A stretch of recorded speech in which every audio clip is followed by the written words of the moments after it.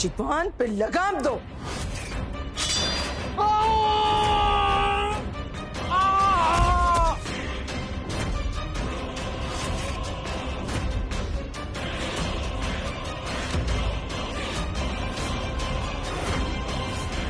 पानी में रहकर मगरमच्छ से बैर करने वालों का यही हश्र होता है।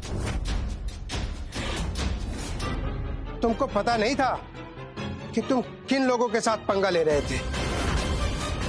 वाह बलदेव वाह, बहुत अच्छा काम किए हो तुम। अब अपने आदमी को बोल करके इसकी लाश को ठिकाने लगा दो। और हमारी बिटिया कहीं दिखाई नहीं दे रही है। पहले हमको अपनी बिटिया को ढूंढना है। वैसे है कहाँ हमारी बिटिया? जया, जया, अम्मा बचाओ, अम्मा अम्मा अम्मा बचाओ प्लीज, अम्मा बचा लो। आवाज उधर से आ रही। जया, जया, जया, हमारी बच्ची, हमारी बच्ची।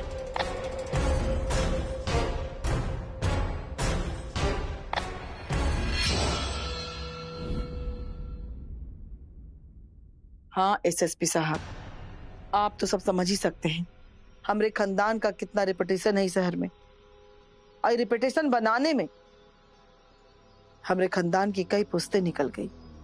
खैर हमारी बच्ची घर सही सलामत आ गई। अब हमको क्या चाहिए, इसलिए अब आप इस सर्च अभियान बंद करवा दीजिए।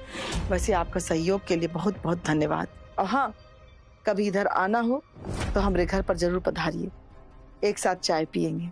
अच्छा हम फोन रखते हैं, नमस्ते। अम्मा। अरे माधव बेटा, आओ बेटा बैठो। बोलो बेटा। अम्मा आपने तो कमाल कर दिया, ये सब कैसे किया? सब ऊपर वाले का करम है बेटा, सब उन्होंने ही किया है। बस इतना सोच लो कि हमारी बेटी घर सही सलामत आ गई। चिंता तो बस एक ही बात का है कि उसका दुश्मन आज भी खुला घूम रहा है। कौन है वो? पक्का यकीन के साथ तो नहीं कह सकते बेटा, लेकिन हो ना हो हमको लगता है कि अजीत का कोनो दोस्त होगा, या उसके गैंग का लोग होगा, या उसका कोई परिवार वाला, जिसको ये लग रहा होगा कि अजीत के मौत के पीछे जया का हाथ है। इसका यह मतलब हुआ अम्मा कि जया के ऊपर से अब तक मुसीबत टली नहीं। कुछ ऐसा ही समझ लो बेटा, काहे कि हम जया की भलाई के लिए कुछ सोचे हैं। वो का अम्मा? जया को हम विदेश भेजना चाहते हैं पढ़ाई के लिए। ये सब झंझट से दूर रहेगी तो उसके लिए अच्छा रहेगा। ये तो आपने बहुत अच्छा सोचा अम्मा। ठीक है, हम जया के विदेश जाने की तैयारी करते हैं। बेटा अब तुम हो तो चिंता हमको कोनो बात का नहीं है, जैसा तुमको अच्छा लगे। जी अम्मा, अच्छा हम चलते हैं। अब जया का मामला तो शांत हो गया है।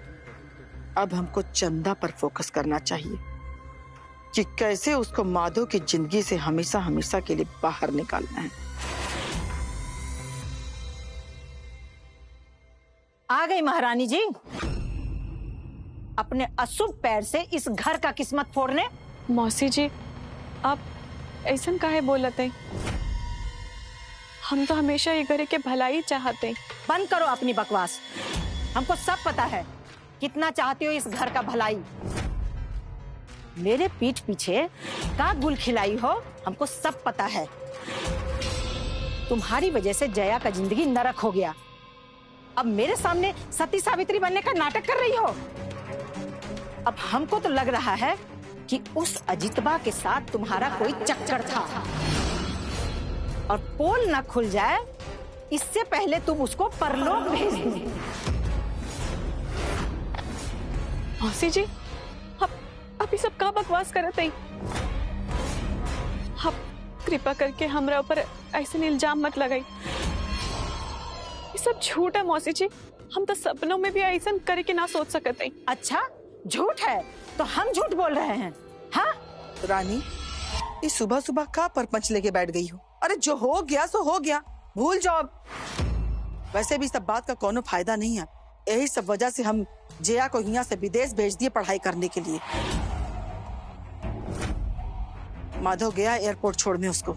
जया विदेश चल गई नी, वो भी हमरा से बिना मिले। तुम कहीं का महारानी हो कि तुमसे आज्ञा लेने आएगी? कि राजमाता हम जा रहे हैं, आपका आज्ञा आशीर्वाद चाहिए। और हमको भी आप लोग बताना जरूरी नहीं समझे।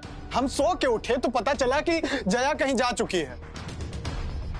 हम कभी उससे बात नहीं करेंगे। ऐसा नहीं है बेटा, तुम तो घर के हालात को जान रहे हो। जया के साथ कितना बड़ा हादसा हो गया, इसीलिए जल्दबाजी में हमको फैसला लेना पड़ा। देखो बेटा, तुमको ये बात को समझना पड़ेगा। तो उसने बाय बोलना भी जरूरी नहीं समझा? अरे वो भाई जो हमेशा उसके दुख में सुख में साथ दिया, उसको बाय तक नहीं बोली और चली गई। बहुत दुखी थी वो, किसी से मिलना नहीं चाह रही थी। हम बोले भी उसको कि एक बार सबसे मिल लो, लेकिन वो तैयार नहीं हुई और चली गई। कुछ भी हो जाए, हम उसको कभी नहीं माफ करेंगे।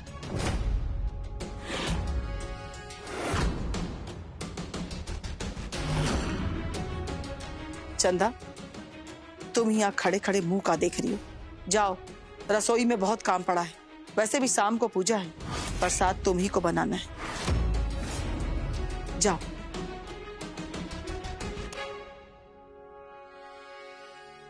दीदी, अब आगे का प्लान है?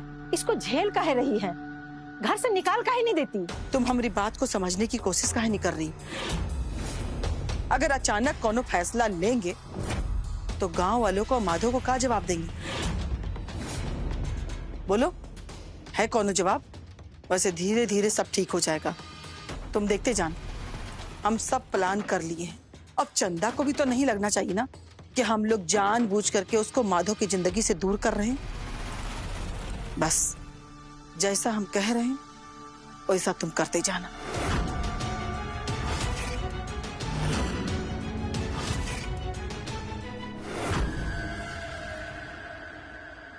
पापा, ये क्या कर रहे हैं आप? क्या हुआ? हमारे हाथ से किसी का खून हो गया बेटा।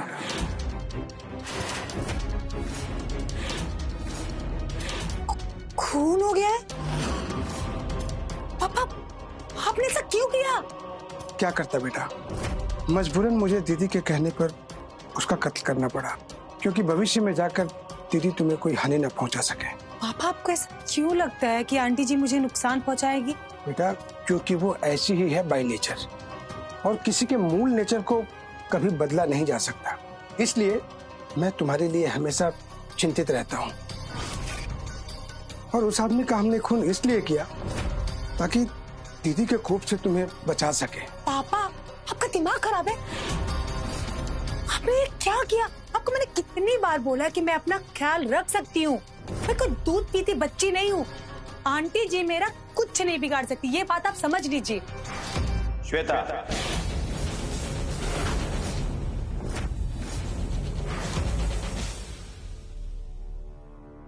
अभी इतने भी हल्के में मत लेना हमारी अम्मा को। वो तुमको हलाल कब कर देंगे ना, पता भी नहीं चले। रुद्र, तुम्हें भी ऐसा लगता है जैसा पापा को लग रहा है कि आंटी जी मेरे साथ कुछ गलत करेंगी? वो मेरे साथ कुछ नहीं कर सकती। वो किसी के साथ भी कर सकती है। किसी को इस्तेमाल करके बाद में उसको फेंक देना, इसमें महारत हासिल है हमारी अम्मा। इसीलिए हम भी बहुत परेशान हो गए। उनको लगता है ना कि हम उनके नजर में किसी काम के लायक नहीं। अरे हमारे साथ नौकरों से भी ज्यादा बेहतर व्यवहार करने लगी। हम पगला जाएंगे अगर ऐसे ही कुछ दिन और चलता रहा तो। वो तुम्हारी माँ है, तुम्हारे लिए वो इससे ज्यादा कुछ नहीं कर पाएंगी। तुम्हें उनके मान सम्मान का ख्याल रखना चाहिए। वो तुम्हारी भलाई के लिए ये तो सब करती हैं। हमारे मुंह से उनके लिए ऐसी बातें शोभा नहीं देती। बहुत रिस्पेक्ट करते हैं हम उनको बलदेव चाचा, लेकिन सच क्या है, अब ना उनसे हम अंदर अंदर नफरत करने लगे। नफरत हो गया हमारे अम्मा से।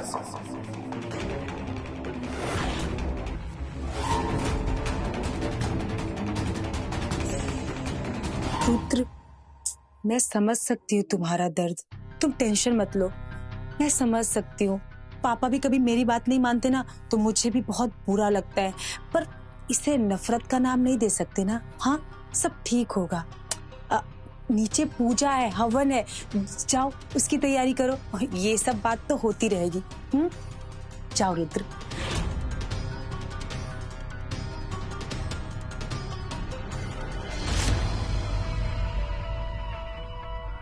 देखा पापा, मैं ना कहती थी। लेकिन हम इस रुद्र पर भी भरोसा करके नहीं चल सकते। पापा, क्या पता सच में वो आंटी जी से, मतलब अपनी अम्मा से नफरत करने लगा हो। इसका तो सवाल ही पैदा नहीं होता। पापा, इस दुनिया में ना कुछ भी हो सकता है, कुछ भी।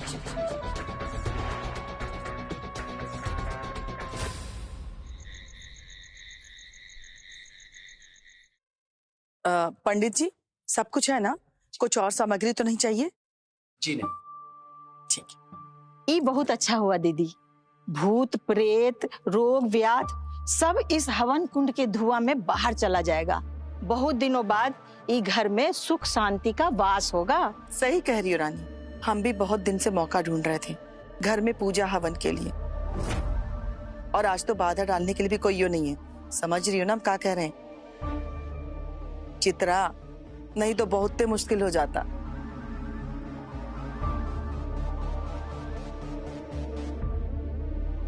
पंडित जी, ये पूजा की थाली कहाँ रख दी?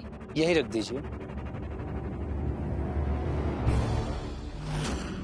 अम्मा जी, पूजा के खातिर सबके बुला ली का? किसको बुलाना है? सब तो आ ही रहा है। कार्तिक आ रहा है, माधव आ रहा है। हाँ, काजल को बुला लो। जी। पता है रानी, दीदी, ये लड़की हमरे कलेजा पे मूंग धरती रहती है। इसको देख के हमरा ना खून खौल जाता है। सच पूछिए तो दीदी, सबसे बड़ा ना भूत प्रेत तो यही है। पता नहीं कब इस अपशगुनी से छुटकारा मिलेगा। अरे वो तो अच्छा है कि माधव को इसके बारे में कुछ भी याद नहीं है। हाँ दीदी, ये तो एक चमत्कार है। चमत्कार तो बाबा का दिया हुआ माला का है, वही माधव को कुछ भी याद नहीं आने देता, वरना। हाँ दीदी, आप एकदम ठीक कह रही हैं।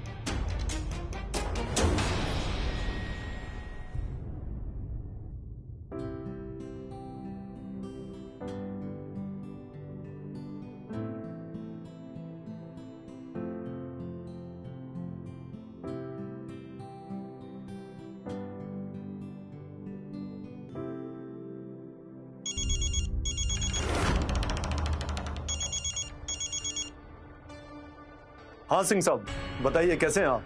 हमारे पार्टनरशिप के पेपर मिल गए ना आपको? हाँ मिल गया है, पर हमको कोई डाउट हो रहा है। डाउट? कैसा डाउट? हमें आपके सिग्नेचर पे डाउट है। सिग्नेचर? जो आपने पेपर पे किए हैं वो आपके ओरिजिनल सिग्नेचर से कुछ अलग दिखाई पड़ रहा है। हमने आपके बैंक चेकबुक और पैन कार्ड पर सिग्नेचर देखे हैं, उससे ये सिग्नेचर थोड़े से अलग दिखाई पड़ रहे हैं। पर सिंह साहब, सिग्नेचर तो हमारा ही है। चलिए कोई नहीं, आज हमारे घर में पूजा है, हम कल खुद ही आते हैं आपके पास, ठीक है? हमारे सिग्नेचर पे डाउट? माधव जी जल्दी आइए, पूजा शुरू हो गई। हाँ, हम आते हैं।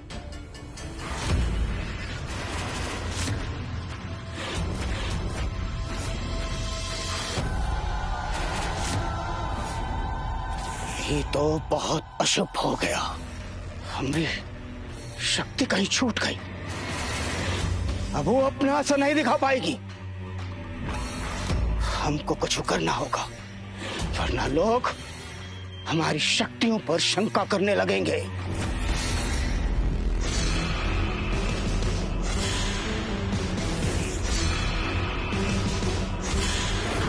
तू हमारा प्रिय और विश्वसनीय प्रेत है। तू हमारी हर आज्ञा मानता है, हमारा सारा काम पूरा करता है।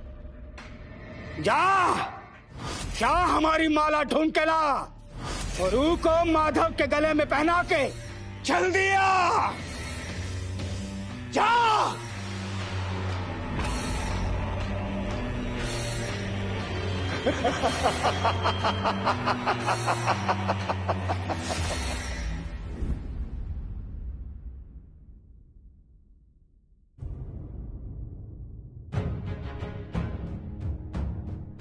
काजल दीदी, हम जया के लिए कितना परेशान हैं, और आप है कि पाउडर लिपस्टिक लगावा थी।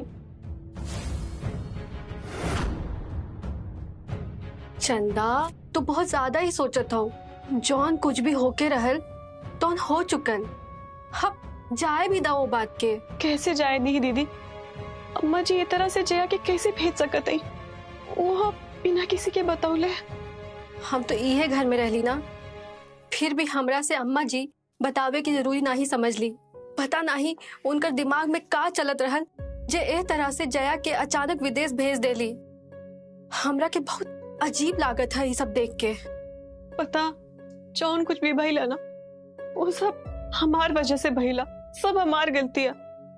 अम्मा जी जानबूझ के ऐसे छुप के जया के बाहर भेज देली। अम्मा जी के पता रह कि अगर हमरा के जया के जाए के बारे में पता चली ना, तो हम जया के जाए से जरूर रोकती। यही से अम्मा जी बिना बतौले ही जया के बाहर भेज देली। सब हमार गलती है दीदी, सब हमार गलती है। चंदा तुहार कोनो गलती नहीं खे। तू जॉन कुछ भी करेलू ए घर के इज्जत बचावे खातिर करेलू। अगर आज तू ना हो तो अजीत कब का जया के बदनाम कर चुकल होतन। आज तोरे वजह से जया बदनाम होके से बच गई हा। लेकिन दीदी इस सब के चक्कर में जॉन माधव बाबू हमरा से नाराज हो गई ने, होकर का उनका के तो अभी भी ये लागत है कि जॉन कुछ भी पहले सब में हमारी गलती है और हम उनका के कुछ ठीक से समझा भी ना पावते। वो तो यही सोचते कि सब हमार गलती है और वो हमरा से अभी तक बहुत नाराज हुआ। चंदा जो कुछ हो गए हा ओकरा याद करके कोनो फायदा नहीं खे। वो सब याद करके तो के दुख ही पहुंची। अब माधव भैया भी धीरे धीरे मान जाइहन। पहले से उनका रवैया में बदलाव होता है। हाँ दीदी, हम तो माता रानी से बस यह प्रार्थना करते हैं कि माधव बाबू की जल्दी से सब कुछ याद आ जाए। सब ठीक हो जाए चंदा। और आज तो घरे में पूजा है। तू माता रानी से प्रार्थना करा कि सब कुछ जल्दी से ठीक हो जाए। हाँ दीदी। अच्छा चंदा, अभी तू हमरा साथे चला।